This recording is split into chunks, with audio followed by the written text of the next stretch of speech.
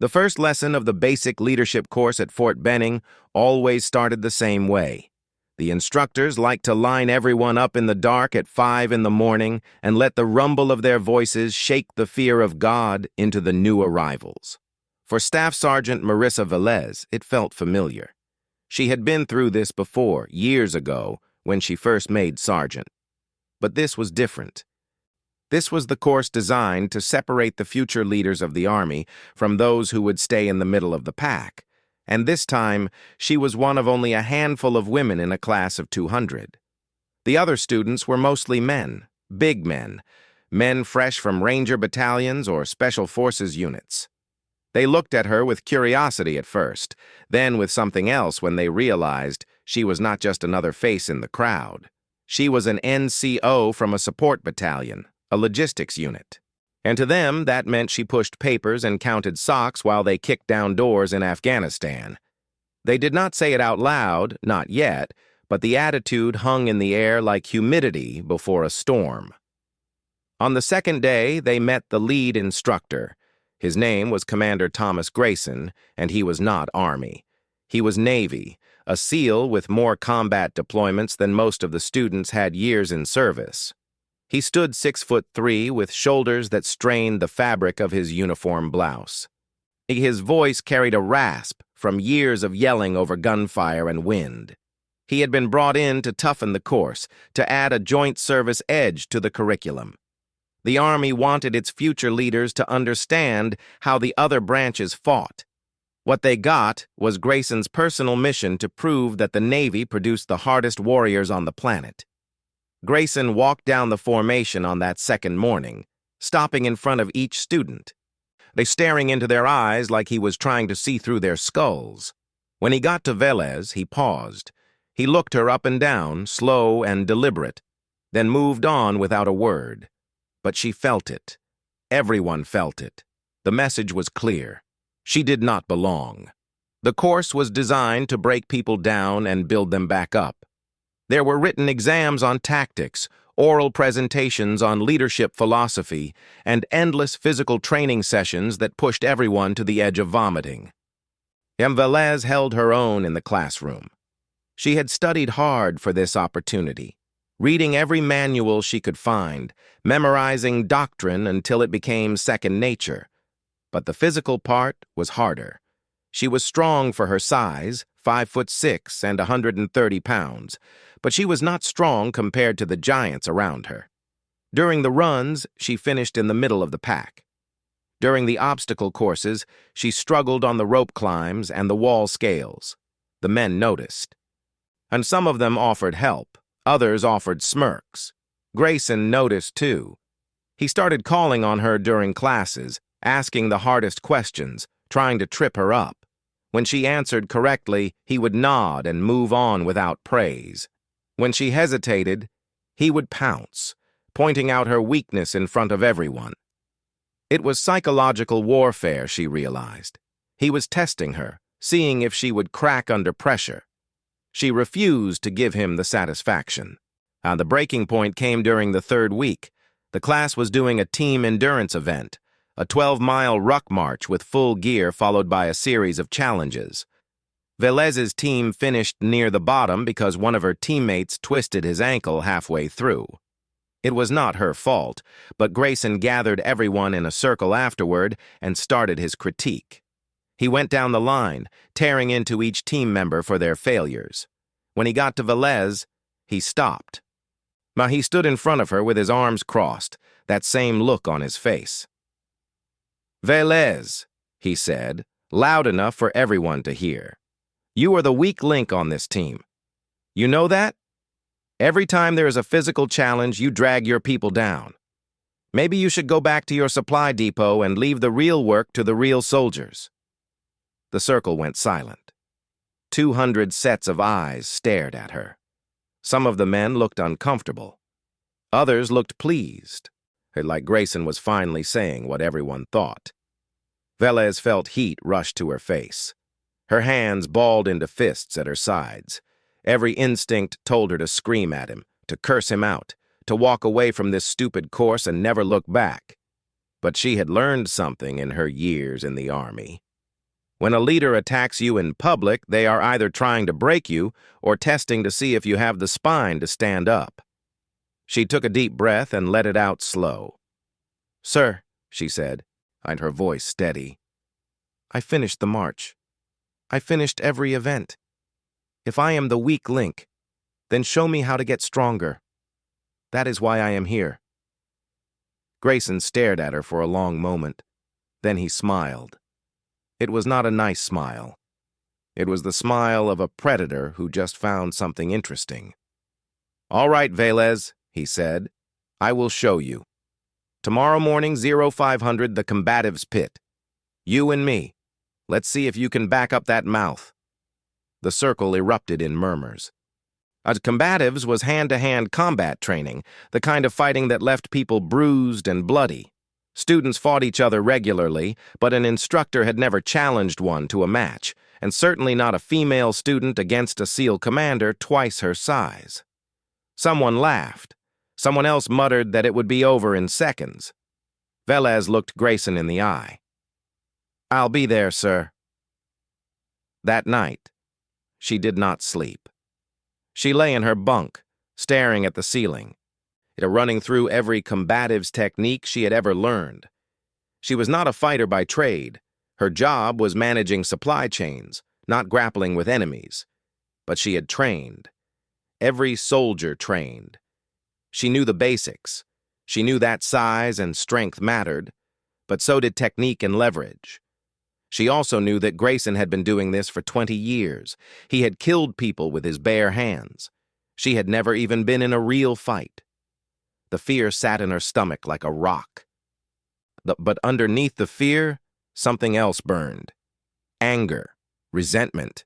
The same feeling she had carried her whole life. Every time someone told her she could not do something because she was a girl, because she was small, because she did not fit their idea of what a soldier should be.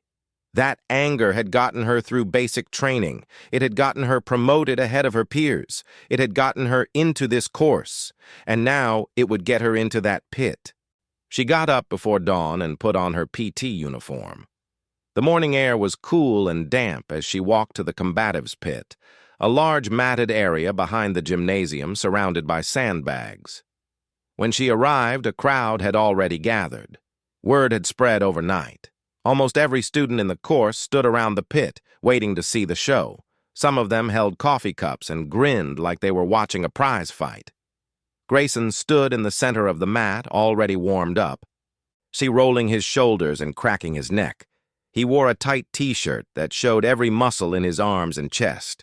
When he saw Velez approach, he spread his arms wide. "Look at this," he called out. "She actually showed up. I'm impressed. Most people would have quit by now." Velez stepped onto the mat. Her heart pounded so hard she could feel it in her throat. But she kept her face calm, her eyes locked on his. "I don't quit, sir." "We'll see about that." He turned to the crowd. "All right, listen up. This is a friendly match. We go until someone taps out, or I say it's over. No permanent damage. Understood?" The crowd murmured agreement. Grayson turned back to Velez and dropped into a fighting stance, his hands up, his weight on the balls of his feet. He was fast for such a big man. She could see that immediately. She dropped into her own stance, remembering the basics. Hands up, chin down. Stay light on your feet. They circled each other for a long moment. Big Grayson feinted with his left hand, and she flinched. He grinned. "Nervous, Velez? You should be." He shot forward, reaching for her with both hands. He was going for a clinch, trying to grab her and drag her to the ground where his weight would crush her. She saw it coming and stepped back, slipping out of his reach. He stumbled forward slightly, off balance for just a second. She did not think. She just moved. Her right foot planted, her hip turned, and she threw a kick at his lead leg.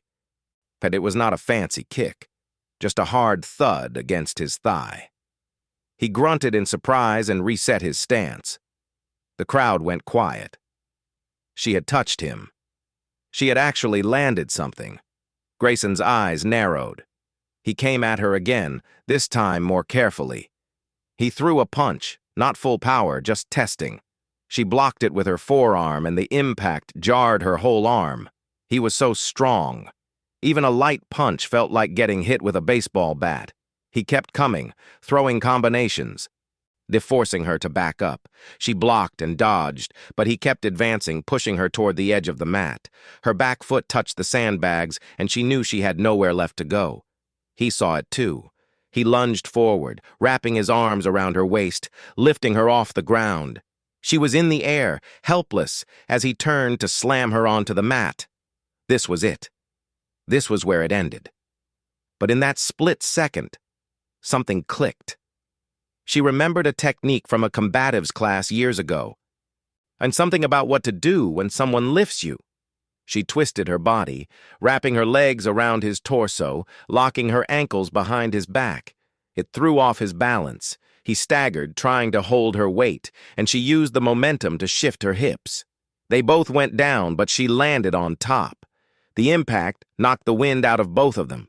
For a moment, they lay there, tangled together. Then Grayson started to move, trying to roll her off, and trying to use his strength to reverse positions. But she had the mount, the dominant position in grappling. Her knees were pinned against his sides, her weight centered over his chest. He could not get the leverage to throw her off. He bucked and heaved, his face red with effort. She held on, digging her knees into the mat, leaning forward to keep her center of gravity low. The crowd was screaming now, a roar of noise that she barely heard. All she could hear was her own breath and Grayson's grunts beneath her. He reached up to grab her collar, trying to pull her down, trying to trap her arms. She slapped his hands away and shifted her weight forward, driving her forearm across his throat. It was not a choke, not yet, but it was close. He gagged and tried to turn his head. In that moment, with his body twisted and his weight shifted, she saw an opening. She pulled her arm back and drove her elbow down into his ribs. Once, twice. But the second one landed with a sickening crunch. Grayson roared in pain. His body went rigid, then limp. He slapped the mat with his palm 3 times. The tap, the surrender. Velez rolled off him immediately, scrambling to her feet, her chest heaving.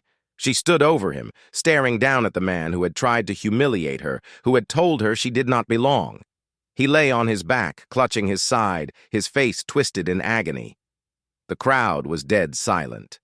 200 soldiers stood frozen, and their mouths open, their coffee forgotten. No one moved. No one spoke. Then Grayson laughed. It started as a wheeze, then grew into a full-throated laugh that turned into a cough. He sat up slowly, wincing as he touched his ribs. "Somebody get me a medic," he said, still laughing. "I think she cracked something." The tension broke. People rushed forward, some to help Grayson, others to stare at Velez like she had just grown a second head. She stood apart from them, her body shaking with adrenaline, not sure if she was going to throw up or pass out. A medic arrived and helped Grayson to his feet. He stood there, towering over her, one hand pressed to his side. His face was pale under the tan, but his eyes were different now. The contempt was gone. In its place was something she had never expected to see. Respect. "All right, Velez," he said quietly, so only she could hear. "You made your point." He limped away, surrounded by medics and curious students, and the crowd slowly dispersed, buzzing with whispers and disbelief. Velez stood alone on the mat, her lungs burning, her knuckles scraped and bleeding. She had come to this course to learn how to lead. She had not expected to fight, but in that moment, standing in the empty pit as the sun rose over Fort Benning, she understood something that no manual could teach. Leadership was not about size or strength or even skill. It was about refusing to quit when everything told you to give up. The next morning, when formation was called, Commander Grayson was there with his ribs taped beneath his uniform. He walked stiffly, but he walked. When he reached Velez's spot in the formation, he stopped. For a long moment they looked at each other.